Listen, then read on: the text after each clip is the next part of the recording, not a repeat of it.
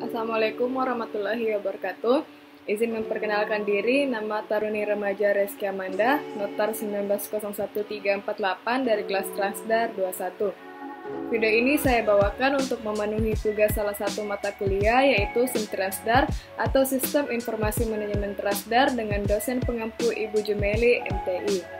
Pada video kali ini, saya akan menjelaskan tentang salah satu sistem informasi manajemen Transdar, yaitu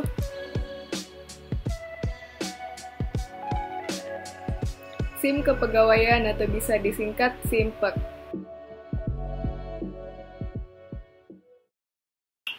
Definisi dari sistem informasi kepegawaian atau SIMPEK adalah sistem yang mampu memberikan informasi data-data pegawai pada suatu instansi yang saling berinteraksi mencapai tujuan yang telah ditargetkan.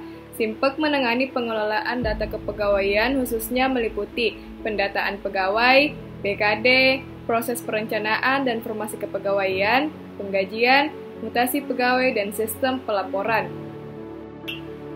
Tujuan dari SIMPEK itu sendiri adalah untuk mendukung sistem manajemen PNS yang rasional dan pengembangan SDM di aparatur pemerintah, mewujudkan data kepegawaian yang mutakhir dan terintegrasi, membantu kelancaran pekerjaan di bidang kepegawaian, terutama dalam pembuatan laporan, dan terakhir, menyediakan informasi PNS yang akurat untuk keperluan perencanaan, pengembangan, kesejahteraan, dan pengendalian PNS. Sedangkan untuk fungsi SIMPEK yaitu membantu memberikan data atau informasi secara cepat, tepat, dan akurat untuk bahan analisa pimpinan dalam pengambilan keputusan, memberikan penilaian kinerja dalam menunjang penempatan pegawai berdasarkan data umum yang dimiliki oleh pegawai. Selanjutnya yaitu manfaat SIMPEK. Yang pertama, memberikan informasi yang cepat, tepat, dan akurat mengenai kepegawaian.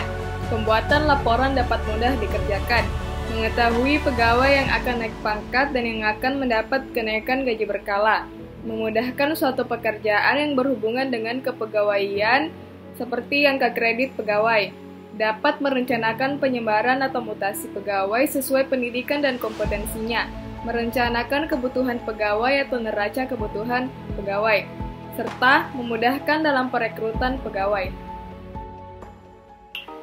Selanjutnya, saya akan membahas tentang komponen SIMPEK. Komponen SIMPEK antara lain yaitu prosedur. Prosedur yang dimaksud adalah tahapan dalam sistem informasi manajemen dalam menghasilkan dan mengumpulkan data-data pegawai.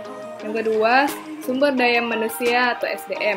SDM yang terlibat dalam suatu sistem informasi manajemen kepegawaian meliputi operator, programmer, sistem analis, serta individu lain yang terlibat di dalamnya.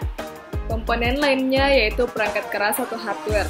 Hardware dalam sistem informasi manajemen kepegawaian meliputi piranti-piranti yang digunakan oleh sistem komputer untuk masukan dan keluaran, memori, modem, pengolah, dan periferal lain. Selanjutnya yaitu perangkat lunak atau software.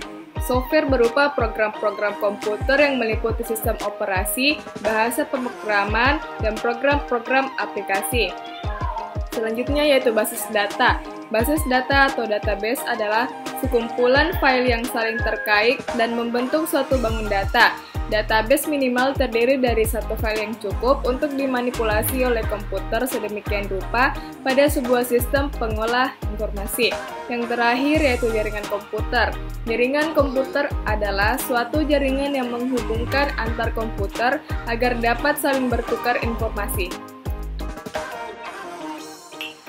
Selanjutnya yaitu proses bisnis dari SIMPEK, di mana pegawai menyampaikan berkas kepegawaian, kemudian pada subbak kepegawaian akan memverifikasi dan menginput data pegawai.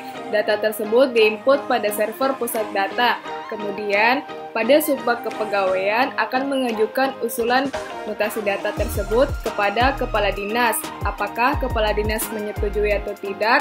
Apabila disetujui, maka subbak kepegawaian akan mengirimkan usulan tersebut kepada Kepala BKD. Selanjutnya, Kepala BKD akan memverifikasi apakah disetujui atau tidak. Apabila setuju, maka Kepala BKD akan membuat SK. Selanjutnya, Subbag Kepegawaian menerima SK, menggandakan, menyimpan, dan menyampaikan ke pegawai. Selanjutnya, pegawai menerima SK. Yang terakhir yaitu kendali dari Simpag, di mana memiliki kontrol sistem yang aman dan terkendali agar dapat terhindar dari virus, memiliki backup data atau data cadangan, memiliki pembagian hak user dan admin, memiliki administrator yang bisa memelihara dan melindungi seluruh data pegawai, yang terakhir memiliki keamanan server yang canggih agar data tidak dapat dicuri.